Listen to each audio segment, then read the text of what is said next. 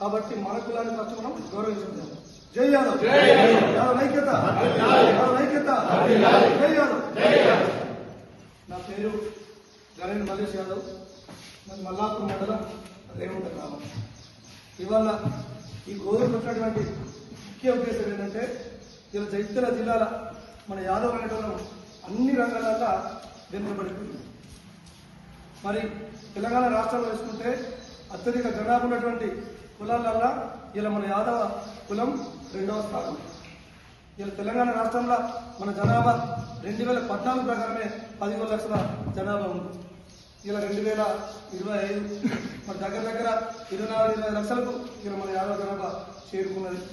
ఇలా జగిత్యాల జిల్లాల ఈ జిల్లాలో ఉన్నటువంటి అతిపెద్ద కులాలల్లో మన కులం 2వ స్థానం. ఇక్కడ 92,200 పైచీలు జనాభా ఇలా ఈ జగిత్యాల ఉన్నది.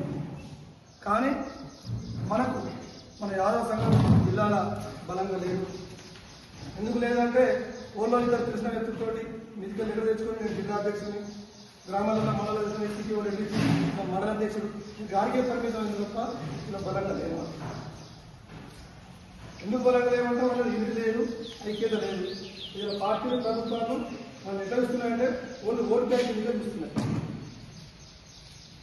ఇలా ఒక 8 సంఘాలకు జగిత్యాల జిల్లా కేంద్రంలో సంఘ భవనాలు అది మనకంటే తక్కువ జనాభా. ఇలా మన తెలంగాణ రాష్ట్రంలో 2వ స్థానం, ఇలా జగిత్యాల జిల్లాలో 2వ స్థానం. 92,000 పైచీలు జనాభా ఉన్నాయి. కానీ మన జగిత్యాల జిల్లా కేంద్రంలో గవర్నమెంట్ గుర్తించి స్థలం ఇవ్వలేదు. ఆ స్థలం నుంచి మన సంఘ భవన జిల్లా కేంద్రంలో కట్టియలేదు.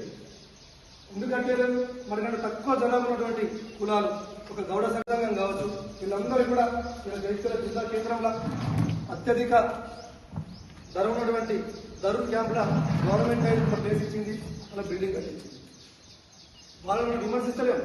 వాళ్ళు మనకంటే తక్కువ జనాభా ఉన్నప్పటికీ కూడా ఇలా వాళ్ళ జిల్లా సంఘాన్ని ఒక ఓటింగ్ ద్వారా పెట్టుకొని, ఒక అధ్యక్షుని ఎన్నుకొని, ఒక మీటింగ్ పెట్టుకొని, దానికి ప్రభుత్వం ఉన్నటువంటి ఎమ్మెల్యేలు, మంత్రులు, నాయకులు తీసుకొని మా బలం ఇది, మా బలగం ఇది, మాకు ఈ హక్కులు కావాలని చెప్పి ఇలా వాళ్ళు సాధించుకున్నారు.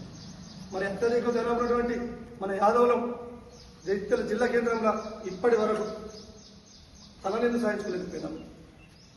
సంఘ బంగ్లకు నిధులను తెచ్చుకోలేకపోయినాం. ఒకసారి ఆలోచన చేయాలి. ఈ జిల్లాలో పాత 18 మండలాలు ఉంటాయి. ఈ 18 మండలాలలో ఈ లక్షణం